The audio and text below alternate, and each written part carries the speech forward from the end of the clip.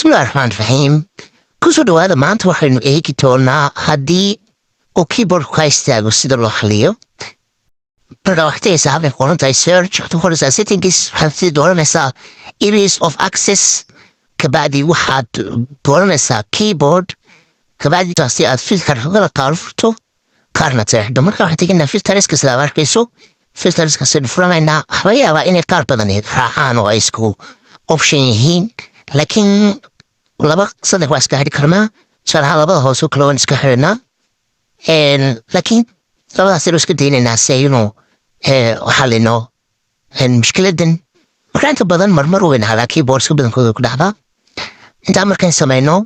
inta badan windows 10ka hayadadan aad isticmaali kartaa markay kombiyuutarada windows 10 ku badan yihiin markaas searchkan tegina waxaan device managerkan doonayaa inaan tago si aan driverka update karayo marka device managerkan tegina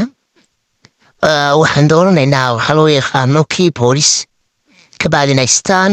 ps2 keyboard halka ku arkayso ayaa right click siinaysaa inta badan update driver software haddaad tiraahdo options buu siinaya ay ka mid tahay browse ama update oo kale ka browse midkaa tiraahdo let me from the list of device computerkaasi dooran kartaa waxaa laga yaabaa marka inaad halka ka doorato kaa doonaysi oo aad tiraahdo install tobadana waxaa laga yaabaa kuwila kii ugu dambeeya kugu jira